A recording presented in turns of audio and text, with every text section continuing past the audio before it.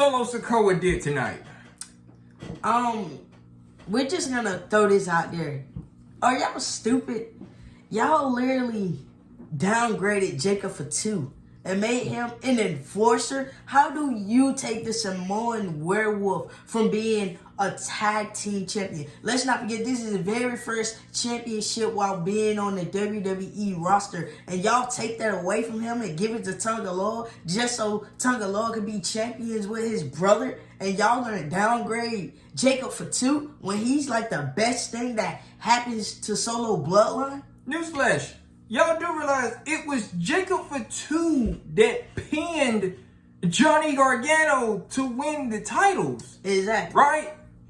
Y'all do remember that, right? And y'all sat up here and decide, okay, we're going to make jacobfatu the enforcer. Man, look what happened when Solo was an enforcer. Who wrote this? That's what I want to know. Creative. Make it make sense.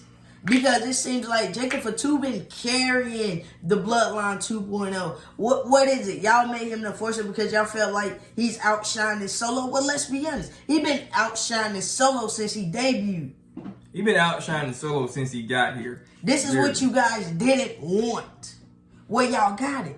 And newsflash, I think y'all might have made the biggest mistake of them all. Did anybody not see the look that Jacob had to gave Tonga Loa, gave everybody on TV tonight? Like, are you serious? And then this is the thing. Tonga Loa, a man who barely can hold the championship right. The man who barely can wrestle. Let's throw that out there. Mind you, Tonga Loa literally botched his re-debut under the ring. This man botched so much, it don't make no sense. And then tonight, let's talk about the Tongans' first title defense as brothers, as a tag team. That was horrible. If it was going to be this way, y'all been better off giving the Street Profits those championships. No offense. I've watched them multiple times in New Japan Pro Wrestling. They were okay. WWE-wise, they were awful. Literally. Well, this was my first time seeing these two team up as a tag team because I know they're brothers. I know he mentioned a lot of times that they were a tag team. So, for my first eyes tonight, seeing them as a tag team in WWE, no, I do not agree with it. It's like y'all wasn't on the same page. One of y'all are always getting knocked out. The other one stayed out. It's like, what are you doing? Who is the main one in the ring at the moment? And, you know, it's the sad part. This is the sad part, right? Y'all are the tag team champions. But it took jacobfatu, once again, jacobfatu, with the boot, and super kicked the mess out of Dawkins and Ford, back to back. And then, the craziest part about it, Tonga Loa, what's wrong with you? He had to roll you. He had to pick you up and roll you in the ring. What? Oh my fucking God. It's like, this whole Bloodline 2.0, y'all are a joke. When I thought it was getting stronger, it was getting good, y'all are making it look weaker and weaker. Once again, y'all are showing us why jacobfatu is the Bloodline. 2 weeks out of the... how do we go from Roman Reigns coming... And beat down, y'all. And beating him down... jacobfatu comes back last week and lays out Roman Reigns. Let's be honest. With the boot. With the boot. Because let's be honest, Solo and none of them didn't do anything.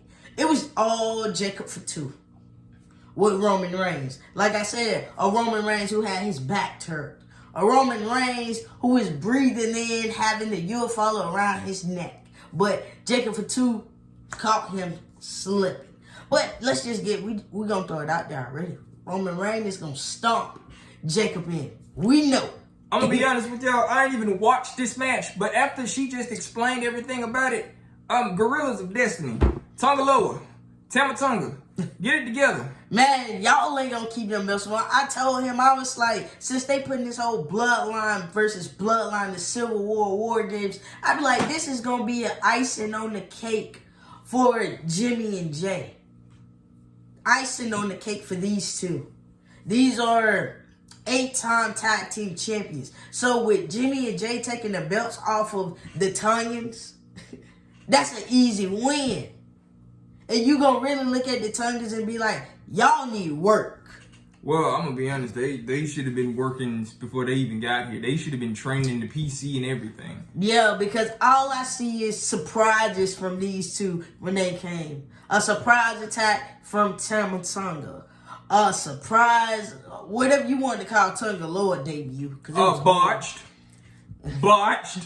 Almost at 3. Botched. It's just sad. Then you look at Solo. Man, I can't take Solo serious at this point. Yeah, it's like, it seemed to me, I don't know about y'all, it seemed to me y'all are trying to downgrade Jacob to make Solo look good by upgrading Sikoa. What upgrade? What upgrade are we looking at? He is basically pulling the same thing Roman Reigns did. Promoting people. Exactly. That's it. What is there to promote? No offense. This is stupid. Why in the world would you make jacobfatu an enforcer? Solo's personal enforcer at that. What? Like, for real. No joke. Like, no hee ha ha serious funny moment. No, this is serious. Why in the world would you do this? This is the Samoan werewolf, jacobfatu. You know, if he wanted to, he could leave this and go back to the indie circuit. Because on the indie circuit, he had a big name. He already was big. Hell, he was having big name matches with a little bit of anybody for real. So, if you kind of take this, didn't he just make a mistake with jacobfatu tonight? Yes, they did. That's mistake number 2. And then, once again, you got Solo, who talking about they acknowledge me. Solo. Oh, Nobody is never going to acknowledge you.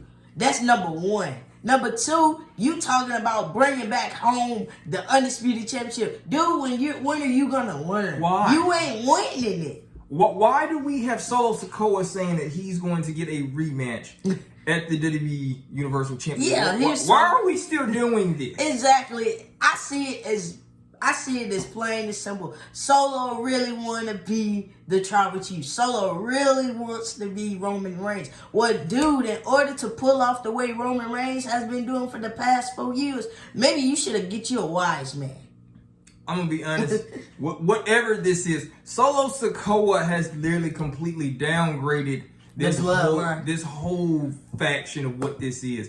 I hate that. That's when I made the joke last time. I said, just throw up your 2s if you new to this whole Bloodline 2.0 thing. Yeah, because you want to be honest, throwing this up, it really don't even mean nothing no more.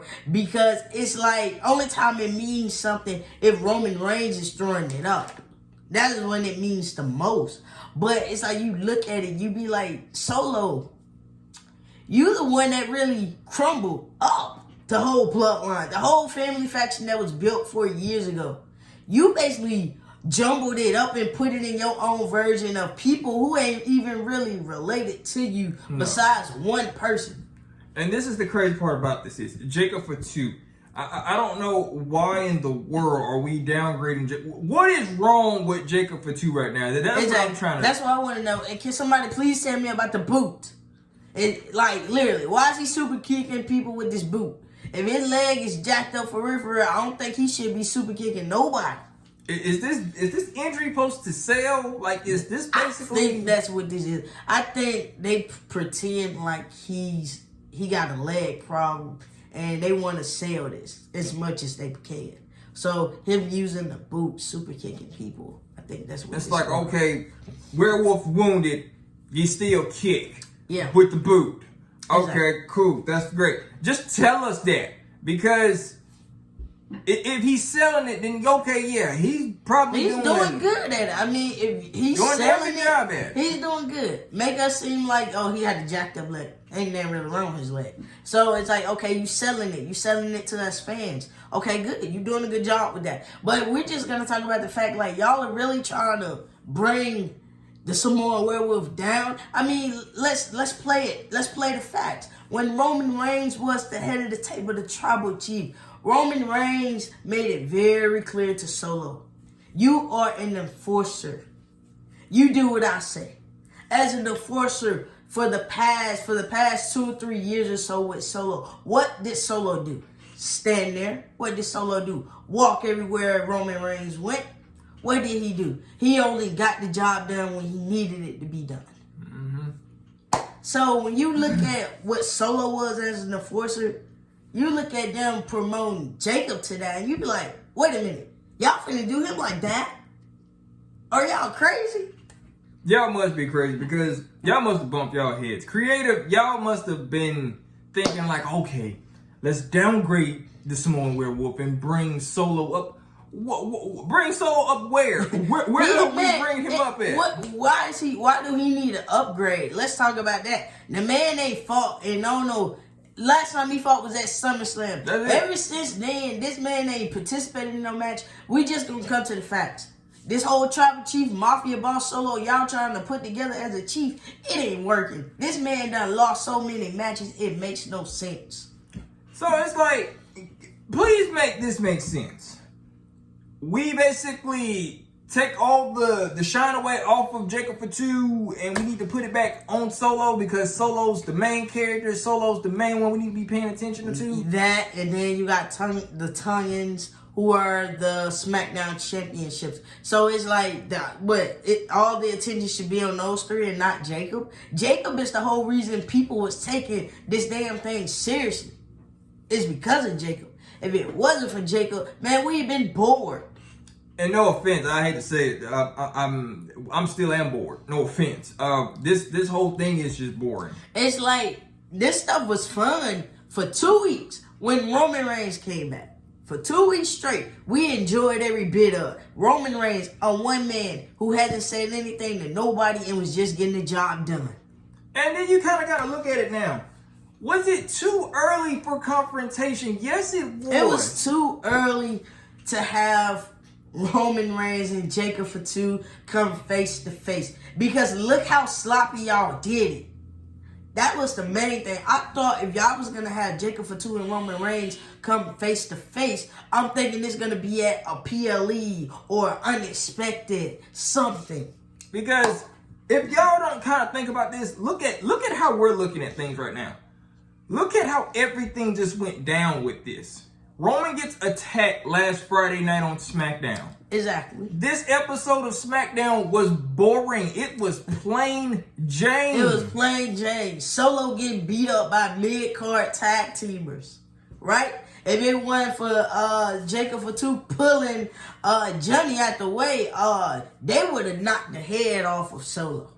You got Tommaso Ciampa and Johnny Gargano and the Street Profits. Who took out the Tongans? Wait a minute. You got DIY who came and took out the Tongans.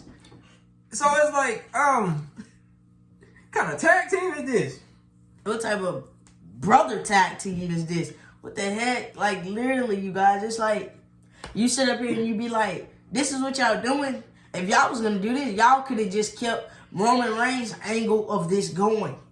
Because we know where this is headed to. But I feel like y'all scratched it off too soon. Y'all pulled the trigger on confrontation way too soon. And that's why this whole thing just looks so plain Jane. That's why tonight was so bored and so plain Jane. Exactly. I mean, then y'all ain't making no better by having Cody Rhodes and them as a main event. They ain't making no better. I thought it was going to be some action. It was plain Jane. So it's like, why in the world would you let Solo literally downgrade Jacob Fatu? Jacob Fatu get confrontation with Roman last week. And not in the way we wanted it. They could have just had a face-off. They didn't have to literally hit each other. Exactly. It could have been a whole face-off. Where the original tribal chief come face-to-face with Jacob Fatu. Y'all could have left it as that. Where Jacob could have got out the ring and left with Solo. But instead, y'all did not do that. Y'all rushed it. And when you look at it, you be like, dang, that was sloppy work. Y'all could have did this another way. And y'all could not think of it no other way. So look what you get now. We get this plain Jane segment of the Bloodline 2.0.